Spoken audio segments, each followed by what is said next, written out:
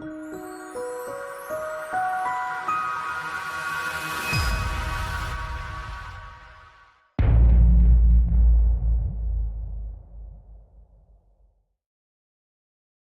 back to the Coolfab Racing British Minibikes Championship. Now, you may be wondering, if you've not raced at this level before, well, if I buy a bike and go along to the meeting, what happens if I crash? Where do I get the spares? Do I have to carry loads of spares? One man that can help you with that joins me from Minimoto Racing. It's Ian Harris. Ian, just tell us a little bit about your weekend, sort of things that can go wrong with the bikes, sort of services that you provide and things that you provide as spares. So most of the weekend is compromised with changing tyres for everyone. They turn up with fresh tyres, some come with worn out tyres. The van is loaded with tyres over there. We keep something like about 150 tyres in the van for a meeting. And then back that up, we've got sprockets for changing gearing, spark plugs for when that doesn't work, right the way down to pistons and crankshafts should your engine have a real terminal failure throughout the weekend. We try to see everybody on the grid every race. And so basically what you're saying is, then if someone comes and races, has any sort of problem really, if they've got enough time, obviously if the engine blows up, they obviously need to rebuild that and need the time to do it. So if anything goes wrong, pretty much you're saying you'll have the kit to help them out. We'd really try and help them out with everything. Most engine rebuilds 3 hours, so they might miss a session, but they won't miss the weekend. We look after them every way we can. We included that little feature because somebody asked on YouTube, what happens if I join the championship and crash? There you go, now you know. Casey O'Gorman's on pole once more, 3 podiums, 7 wins this year in the Minimoto Elite Class. Bailey Stewart Campbell is the championship leader though, he goes off P2. James Cook comes next, running the 144 bike, 1 podium for James this year, a podium for Ryan Hitchcock as well this year, he goes off P4.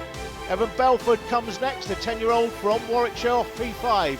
Off P6, it's Josh Bannister, the Dunsley Heat rider, rides the 2 bike, the 8-year-old from Nuneaton. Troy Jeffrey goes off P7, 9 years of age for the Blink Bonnie Quarryman from Kelso. And Manuel Brinton rides for K-Tech Suspension from Brighton and Hove. 6 podiums, 1 race win this year, so a little bit out of position for him. Ollie Walker with 3 podiums this year goes off P9. Off P10, it's Mason Foster. He'll be riding an air-cooled machine with no restrictor. Sullivan Mounsey comes next off P11. Off P12, it's Johnny Garness, the championship leader in the Minimoto Pro Class, running an air-cooled bike with no restrictor in this one. Joe Farraher goes off P13. Off P14, it's Taylor Stewart Campbell, the brother of Bailey, the 8-year-old from Wokingham. Off P15, Luca Hopkins comes next, riding the 41 bike, the 10-year-old.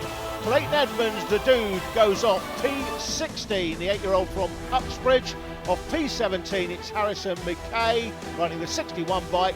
And rounding out the grid, it is Jamie Woodcock, the 12-year-old from Northwich.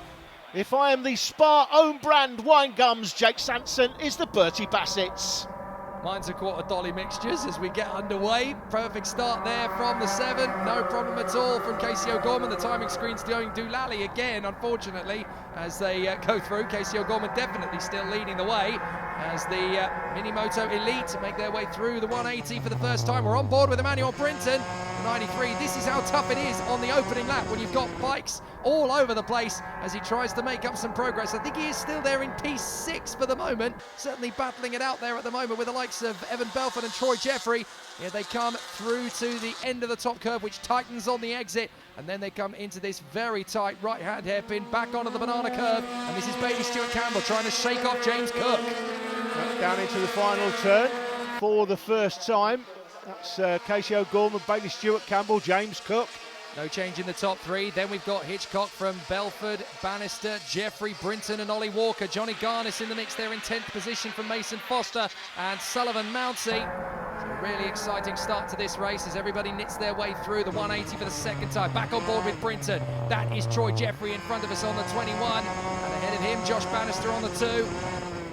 Way through, very tough circuit this Red Lodge. They come back onto the Oak Tree Straight. Now just watch as they come through this top curve. It's incredibly difficult. You've got to keep the power, a little bit patient, easy on the brakes. We didn't quite get to follow all the way through, but that's an incredibly tough corner because you have to keep the pace as high as you can whilst also blipping the brake. Then you've got to get on the brake while you're still turning as it tightens through the last part of the apex. And that's a really tricky part of the course. O'Gorman through in first position, no problem. Look how close James Cook was getting to Bailey Stewart Campbell round the outside. Bailey Stewart Campbell in second then, moved up to second. James Cook is third.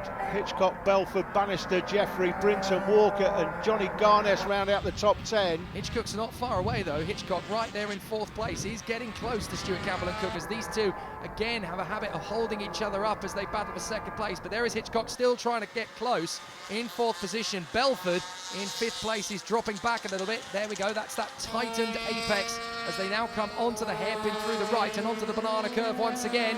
This is the opportunity for James Cook again, but he's got to be patient. This is one of those situations where you're not far away from Casey O'Gorman in the lead of the race. You're in third, you want to attack Bailey Stewart Campbell and get your race on, but you don't want to lose too much time to the leader, so you want to get on with it quickly, but also you don't want to just haphazardly throw it up the inside and hope it's going to stick. You've got to know that that overtaking move is going to happen, otherwise both of you are going to have a rather nasty jawbreaker into the tyres. Yeah.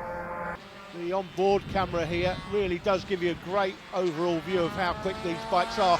This is the fastest of the Minimoto class for the juniors. These riders will be from sort of 8 years of age in this one, around about 8 years of age. Some will be slightly older, but it's a liquid-cooled bike, so a lot more torque, a lot faster. You can ride, and some of the riders are, for example, Johnny Garness and Mason Foster amongst them, I believe, are riding air-cooled bikes, and for that you can take the restrictor out. So in the Minimoto Pro class, which is the air-cooled bike, you have a restrictor in. For this class you can take the restrictor out, but it's still not as quick, that bike, as we see this midfield battle, great battle it is. They're not as quick, the air-cooled bikes, as the liquid-cooled bikes. The liquid-cooled bikes are certainly much faster. So the battle's still raging between these two, Bailey Stewart Campbell and James Cook. They come off the turn, no problem at all as they get into top curve.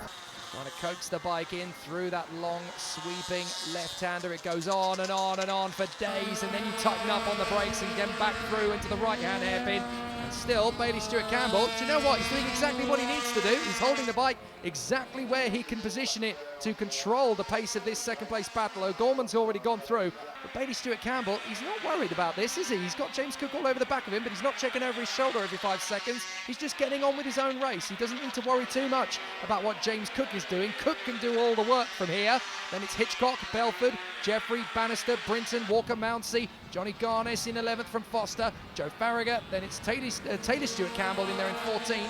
Luca Hopkins, Jamie Woodcock, from Harrison Mackay and Clayton Edmonds. Now, the interesting thing about this, you're talking about Bailey Stewart Campbell there in second place, Jake. Here he is in second, being hounded by James Cook there in third. Bailey Stewart Campbell pretty much dominated this championship class early on. In the early rounds, won all 3 races, I think, in the first round, if I remember. Casey O'Gorman had a bit of a nightmare in the first race of the season that we filmed, but obviously not having a nightmare today, well out front. But if this carries on, this sort of dominance this weekend, we're back on board with Brinton as we lose a place, going through the left-hander now. Is that Ollie Walker making the way through up into a position, having made his way through? No, that's Mounsey. So Sullivan Mounsey's had a cracker overlap there because he's got past both Walker and Brinton. Sullivan Mounsey is definitely on the charge now, having got himself up into 8th position. He seems to have hit a sweet spot. Can he close up on the Jeffrey Bannister squabble? He's not far away from it, look. Certainly not. The championship could change hands though this weekend. I think it was Bailey Stewart Campbell still led this. I might be wrong at the end of the last round. But it looks like Casey O'Gorman, if it carries on like this, will take the championship lead away from here. In this class at Red Lodge, for Mini, he'll be leading all of the classes he's racing in. Mini GP 50, 70 and this one. Has it ever happened before that we've had one rider take 3 championships in one season? 2 we've had.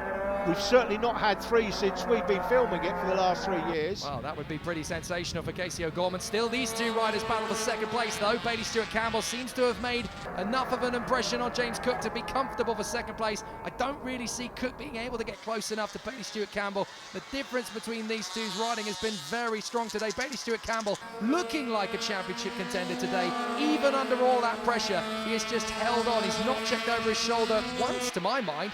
He's very cool, very calculated. He's looking like a championship contender. There's the yellow flag with the black cross. That's the last lap for Casey O'Gorman. Hang on. Sullivan Mountsie.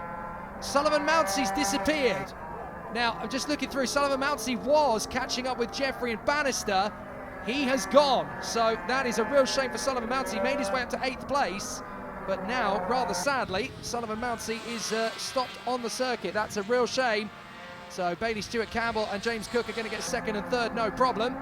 From Hitchcock and Belford, it's going to be Brinton. Yes, look, on the timing screen you can see it. Brinton up to 8th, Garnis up to 9th, and Walker up to 10th. As Mountsie is tumbling down the order. His race is over, unfortunately, but it's Casey O'Gorman who rides to victory out in front. Another superb performance. He almost laps Harrison McKay and Jamie Woodcock over the line, but not quite. It's a victory for Casey O'Gorman in fantastic fashion here at Red Lodge. Bailey Stewart Campbell hangs on to 2nd and James Cook in 3rd place. Ryan Hitchcock will come through for 4th position. There he is. And Evan Belford is going to hang on in front of the battling Troy Jeffrey and Josh Bannister. Great racing for Casey O'Gorman once again in Minimoto Elite is dominant here at Red Lodge. Well, the official result of this one sees Casey O'Gorman winning from Bailey Stewart Campbell, James Cook, Ryan Hitchcock and Evan Belford in the top 5. Casey wouldn't have it all his own way though, as Evan Belford took race 2 and his mum was happy about that. Casey was back for race 3, took the win there, but the big news on the weekend was that Johnny Garnes, the championship leader in the Minimoto Pro Class, broke his collarbone in the last of 3 races in the Minimoto Elite Class on the weekend, and he's out of that championship.